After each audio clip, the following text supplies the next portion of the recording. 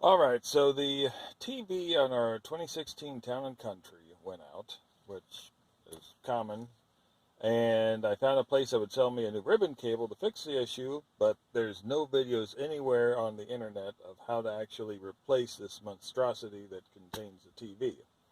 The instructions sent to me by the company I bought the ribbon cable from were for a completely different model that has absolutely nothing similar to what I'm dealing with.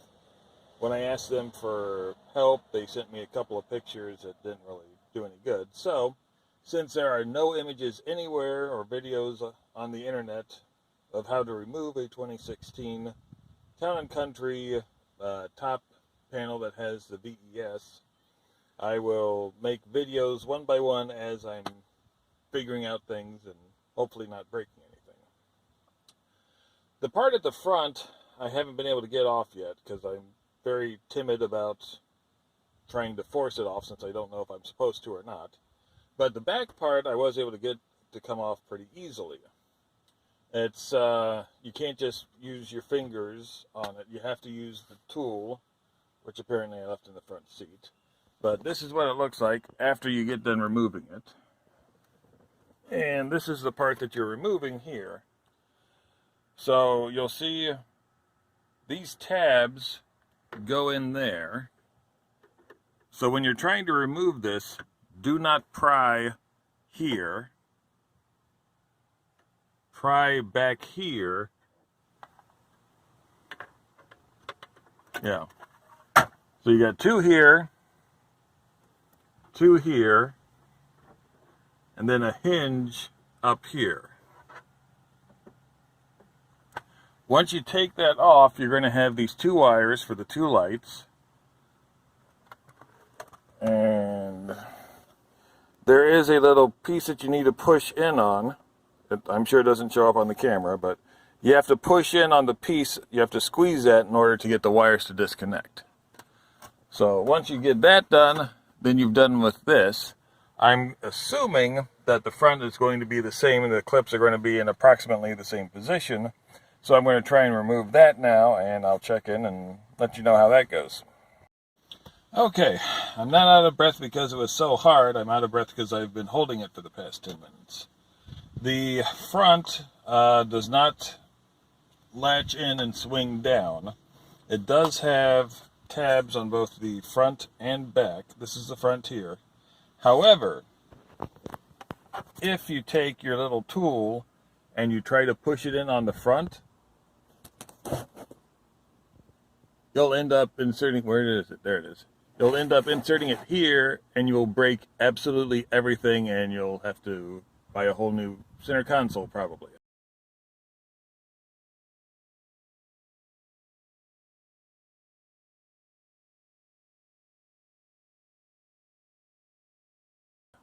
So, do not try to get the front off.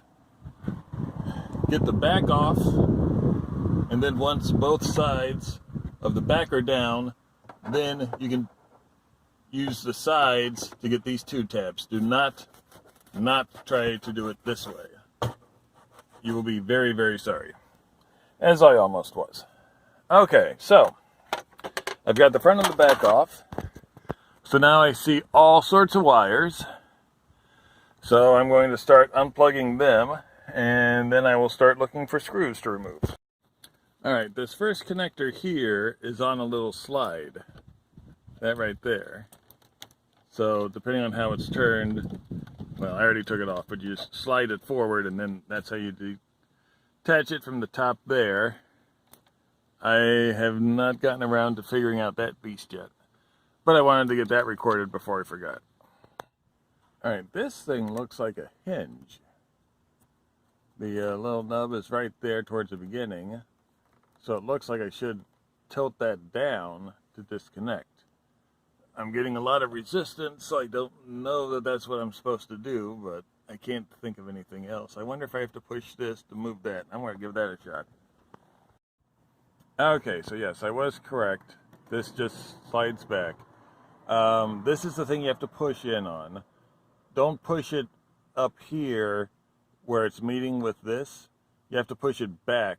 There's actually a couple of ridges there that I did not notice until right now. That's where you push, and then this will slide back. And now I'm assuming I can decouple this. Okay, yeah, once I got this pulled all the way down, they just pretty much fell apart. Fell apart in a good way, the way they're supposed to. So I got all the wires disconnected. There are screws out the wazoo. I'm not sure which ones I'm supposed to take out, which ones I'm supposed to leave in. So I am going to grab some Ziploc bags so I don't lose anything and start removing screws, and I will check back in when I find something I think is useful. Alright, quick side note, if the screw doesn't want to come out after you release it, that's not because it has something holding it in place. It's just jammed. Make sure you get it out so it doesn't fall and you lose it forever. It will come out. I'm not going to be able to do the whole thing right now because it uses different sizes and shapes for all their screws. And I've got one bit that's too small and one bit that's too big, but I don't have the bit that actually fits this last one right here. So that's going to have to wait till tomorrow. And there's my son. He volunteered to help me originally, but I didn't want him to see me break everything, so I told him to stay inside. But I think I'm pretty much in the clear now. I've got this sort of figured out. So that's just a side note. Okay, so it was my 10mm socket that I was missing. So I went out and bought another one of those yesterday. I have all the screws removed, and in theory, there are no screws anywhere in this thing. But as you can see, it is not coming down. There are supposed to be 2 clips holding it into the ceiling, which they must be heavy-duty clips because they're right now doing everything as far as supporting it. So I don't know exactly where those clips are, and I'm not sure that I entirely got all of the screws out. There's a lot more. And so this is where it's going to be kind of hairy, trying to make sure we can get this down without breaking it. So once I figure out what I need to do and we've done it, then I'll update you. Appears, no promises, that there's 2 sets of clips. The first one, it doesn't look like you can see that. Yeah, maybe. It's right there. You may or may not be able to see it. I think I'm aiming for something different. Yeah, I think that's where it is. That's right above the lights behind the AC controller. And then I believe there's another clip, which I can't really see, but there you can kind of see it, which is right above the hinge for the last storage compartment. So I believe, from what I can see, those are both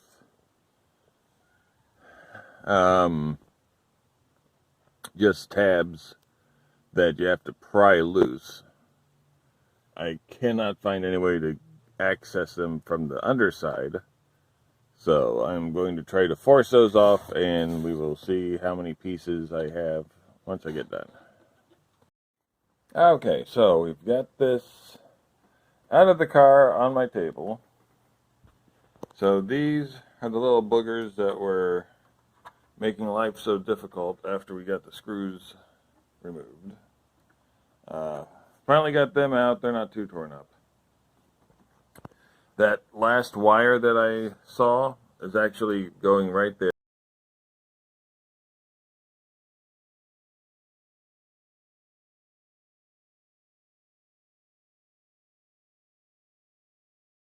into the DVD player. This is the monitor for the DVD player. And I'm guessing if we had like a double system, then they'd use that plug, but since it's only a single, we only use that plug. I'm not entirely sure. I know some are supposed to have 2 TVs, so I don't know. So this is covering up the monitor, so we got to remove this first. And now they decided to switch to a star drive. So that's another component that you might have to buy if you don't already have one.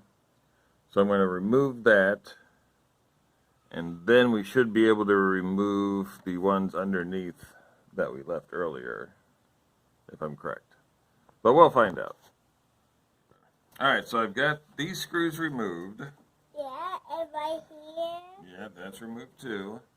I've got my son running the camera because since I have no idea what I'm doing from now on, I want a record of what I'm doing so I can undo it later once it's supposedly fixed. Yeah. So after I remove these 4, it looks now like this rotates. Yeah, it's There's not like this. a couple of clips there. I'm going to go ahead and detach these cables Yes. before I go any further. Yeah. Fortunately, they're color-coded. That's my daughter there. Yeah. She's helping us as well. Yeah. Now, it's not gonna mix up and down. It's strawberry. This one does not want to come out. Yeah. This was a pain to get out. But like everything else, you push down on that, but I had to wedge a screwdriver in there to actually get that out. Yeah. So,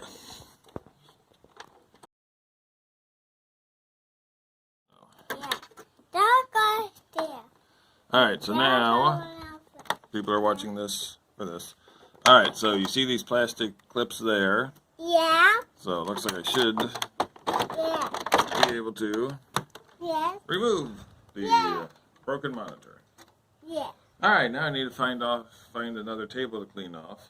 Yeah. Because I've got 2 different pieces. Yeah. But this is what needs fixed. Yeah. But don't have it fixed. But we can fix the wheel. Hi. Okay, so I got the 2, these are 7mm hex nuts. Those are just regular Phillips head. Once you get those 2 removed, then the monitor will come off of the mounting bracket. So you can set the mounting bracket aside. So now, I see some more Phillips head screws.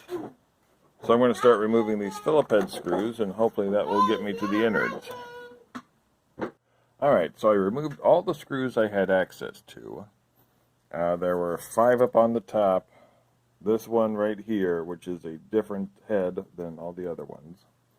I'm actually starting to wonder, I bought my car used, and I'm wondering if this is like a refurb, because I ran into several stripped out screws just trying to get this thing apart. So I don't know if this is like a replacement for one that's already been broken. And then there were 2 screws here, 2 screws on the other side. So I can flip this up a little bit. It looks like the next step, there's 2 pins in here. So I'm guessing I need to gently pull this forward and get those pins out, and then I should be able to pull this thing up. Alright, I've spent the past 45 minutes trying to get this SOB apart. And I finally figured out they had labels over some of the screws. So if you can't get yours apart, try tearing off some labels, and there might be a hidden screw keeping everything together. Because that's what I just wasted the last half hour on. So now that I got all the screws out, I should be able to take this off and finally get to the ribbon cable. Okay, so yeah, once I got that extra screw removed, it came apart much easier. I've got 2 ribbon cables though. This black one does not look to be a true ribbon cable. If I follow it and the wires up, I don't know if you can see that, but that says PCB HDMI. So I'm hoping that that black cable is just for the external HDMI hookup that we don't use, because I do not have replacements for that. But either way, those wires are considerably thicker than the wires inside the ribbon cable, so hopefully they're not broken. To remove the ribbon cable, you're not going to be able to see it because of this black thing there, but you just flip that up. So, yeah, you can kind of see it. Flip that up and pull it right out. So now I got to figure out how to get, because I don't see how this can be disconnected, the black one. So I got to figure out how to get into the TV without breaking this black cable altogether. So that's step number 2 of this part. Alright, so since there's no screws, I just started prying this apart. I use my 2 Jeweler's straight edge screwdrivers. So you're going to need something really super small to get in there. But I do have it cracked open now, so now hopefully I can bend this down. And there is the other side of the ribbon cable. So now, if I keep my fingers out of the way, no, you're not going to be able to see it because my fingers are too fat. Let's try this. Yeah, point. Alright, was that... Where is it? There it is. I don't even know if that was in frame or not. Let's do it again. Take my screwdriver. Boink. Since this is a broken ribbon cable, I'm not worried about it. Alright, so now, in theory, if I replace this, my TV will start working again.